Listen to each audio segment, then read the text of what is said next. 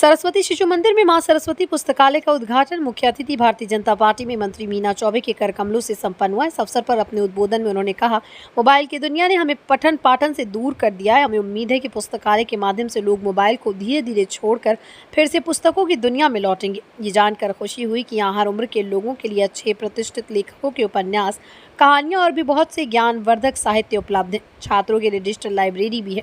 इस अवसर पर पुस्तकालय के संचालक राकेश वर्धन में उपस्थित लोगों से आग्रह किया कि लोग अधिक से अधिक संख्या में सार्वजनिक पुस्तकालय का सदस्य बने और पुस्तकालय की सुविधा का लाभ उठाएं। वहीं 31 जुलाई को मुंशी प्रेमचंद जी जन्मदिन के पूर्व वाराणसी की प्रसिद्ध नाट्य संस्था कामायनी ने मुख्य अतिथि भारतीय जनता पार्टी की प्रदेश मंत्री मीना चौबे तथा विशिष्ट अतिथि उप आयकर आयुक्त अरविंद मोहन भटनागर की उपस्थिति में मुंशी जी को 2 कहानियां, शतरंज के खिलाड़ी एवं बड़े भाई साहब का नाट्य मंचन किया। शतरंज के खिलाड़ी नाटक में अंग्रेजों के आक्रमण परवाह न करते हुए शतरंज के दोनों धुरंधर अंत तक शहमात खेलते रहे। इस नाटक में अमन श्रीवास्तव, अखिलेश सिंह, मधु पांडे, झांसी सिंह, नैन्सी सिंह, भास्कर मिश्र प्रभावशाली अभिनय किया। नाटक के निर्देशक अमलेश श्रीवास्तव थे। दूसरे नाटक की परिकल्पना एवं निर्देशन अमन श्रीवास्तव का था। बड़े भाई की भूमिका में अमन श्रीवास्तव तथा छोटे भाई की भूमिका में उत्सव श्रीवास्तव ने अपने सधे हुए अभिनय से दर्शकों को खूब हंसाया। दोनों नाटकों में मेकअप सारा मिश्रा ने दिया। वेशभूषा कामायनी की कोषाध्यक्ष वीणा सहाय की थी। अपने उद्बोधन में उपायकर आयुक्त भटनागर ने दोनों नाटकों के प्रस्तुतिकरण की सराहना की। इस कार्यक्रम के आयोजक संयुक्त रूप से कामायनी एवं सरस्वती शिशु मंदिर HRD संस्थान रहे। दर्शकों से खचाखच भरे प्रांगण में कामायनी संस्था के अध्यक्ष डॉक्टर दीपक कुमार, व्योमेश चित्रवंश, मनोज विश्वकर्मा, रामोदय यादव, राजीव गोंड, रामचल पाल, सूर्यभान सिंह, शैलेंद्र, ऋतु गुप्ता, रजनी श्रीवास्तव, रत्ना सिंह, पुष्पा पटेल, चांदनी पांडे, ज्योति श्रीवास्तव आदि उपस्थित थे। कार्यक्रम की संयोजक राकेश वर्धन थे तथा कार्यक्रम का संचालन आयुषी दुबे एवं साक्षी यादव ने किया। डॉक्टर दीपक कुमार ने दर्शकों का आभार व्यक्त किया। HRD संस्थान के निदेशक अजय यादव ने उपस्थित सभी को धन्यवाद दिया।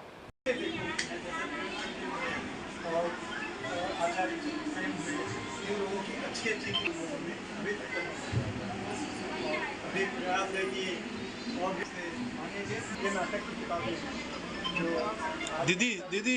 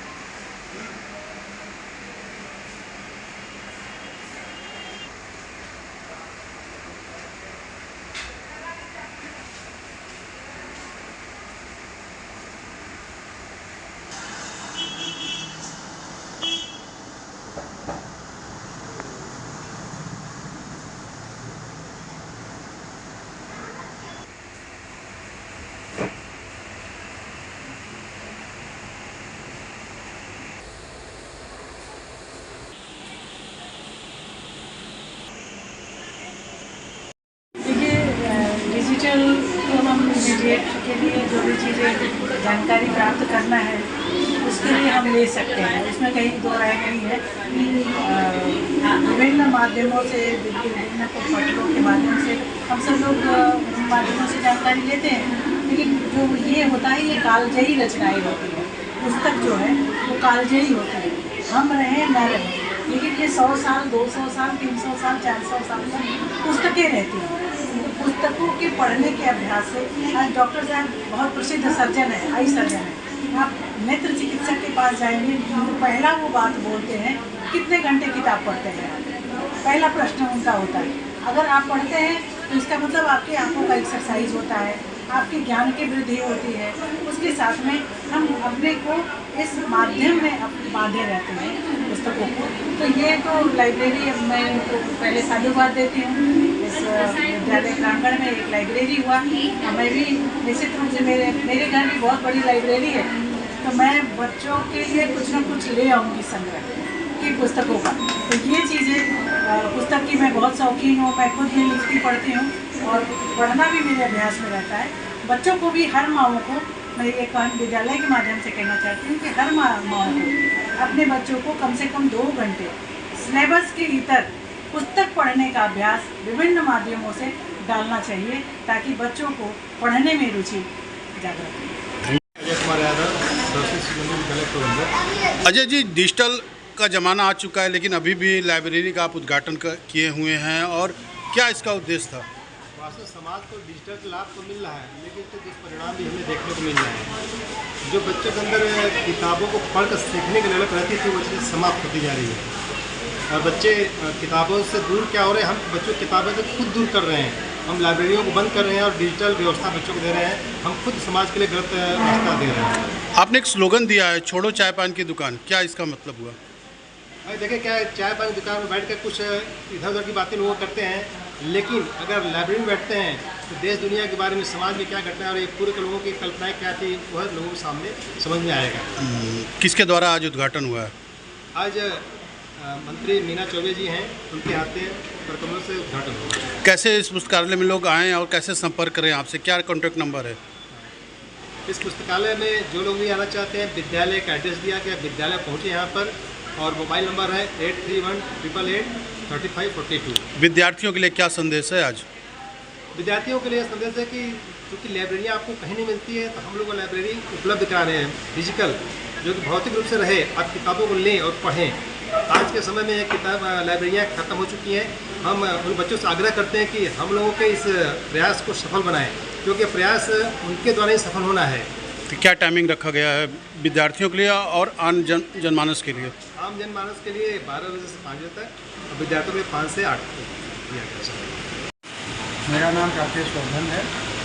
राकेश जी, आज यहाँ पे किस तरह का प्रोग्राम शुरू हुआ है और किस तरह का आज ये पुस्तकालय निःशुल्क चालू हुआ है?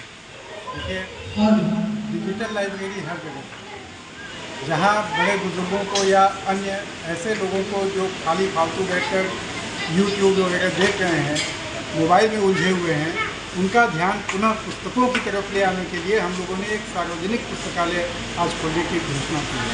हाँ, क्या इसका कोई शुल्क रहेगा या फिर निःशुल्क रहेगा? नहीं, वाचनालय तो निःशुल्क है, परंतु जो लोग सदस्य बनकर पुस्तक लेना चाहेंगे, घर ले जाना चाहेंगे, यहाँ बैठ के पढ़ेंगे तो कोई शुल्क नहीं है, लेकिन घर ले जाना चाहेंगे तो उसके लिए शुल्क है। किस तरह की इसमें इस पुस्तकालय में पुस्तक हैं? इसमें हर तरह की है, बच्चों के लिए भी है, बड़ों के लिए भी है, अध्यात्म की भी पुस्तकें हैं, पत्र पत्रिकाएं हैं, हर तरह की सुविधा। बात की जाए तो इस समय नवयुवक जीके की तरफ रुझान कर रहे हैं। जीके की जो चीज़ें आ रही हैं उनके लिए एक सजनी का काम कर रही है, तो क्या जीके के चीज़ों को भी इसमें रखा सम्मिलित?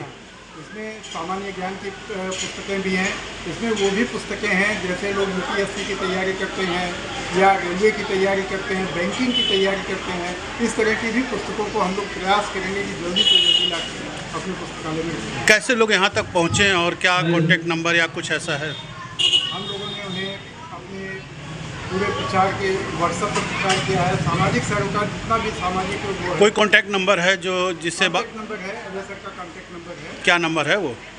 एक बारी जनता के सामने बताएं। एक हमारा नंबर है 9005 325 605। इससे संपर्क करने से क्या? इससे संपर्क करने पर उनको हमारी लाइब्रेरी की जितनी भी सुविधाएं हैं, जिस तरह की भी सुविधाएं हैं, सब पता चल जाती है।